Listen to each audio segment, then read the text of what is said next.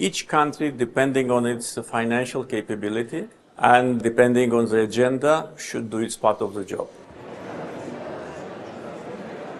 President Aliyev, it's a pleasure as always to be here talking with you. We are here in Berlin for the Petersburg Climate Dialogue. Well, this really is the beginning of the road to COP29. You know, your team must be very excited. What can we expect from this year's COP and how much is going to be actionable, not just discussion? We want to create an environment which will be comfortable for all the parties. We had great experience in building bridges in non-aligned movement. As you know, we've been chairing the movement for 4 years with 120 members. Really, we, I think, made a big progress.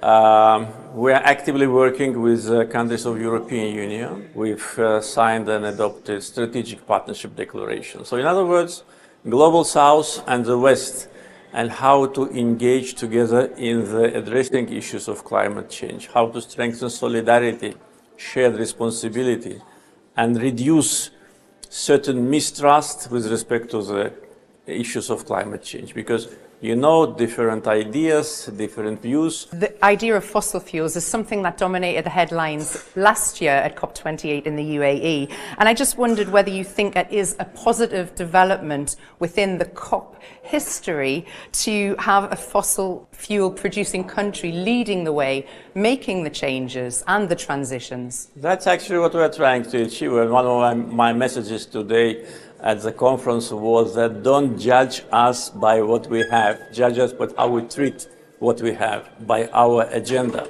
And also one of the issues which is important to understand is, apart from what I've said about our involvement in Europe, in non-aligned movement, we're also members of OPEC Plus countries. And we are already working with many oil-producing countries in order to create a kind of a solidarity package prior to COP. What can be additional? I think that oil-producing countries, especially when the price of oil is high, should pay more, should give more in order to tackle the problem. So solidarity is, I think, integral part of financing and how we'll succeed. What would you love to be the lasting legacy for COP29? If we can make additional step towards green world and tangible step with a continuation, I think that will be the most important legacy. At the same time, as you know, one initiative which is new for COP already was put forward by us, a creation of Troika of 3 countries. So using the experience of UAE and now Azerbaijan and later Brazil to create this trilateral format of cooperation, because each of these 3 countries has involvement in different regional, political, economic, etc. issues.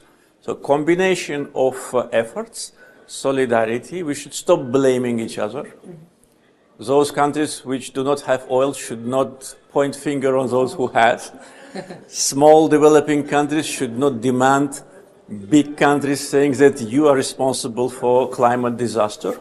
So this is diplomacy, policy, finance, and of course, as a host country, we, I think, can create a platform for that.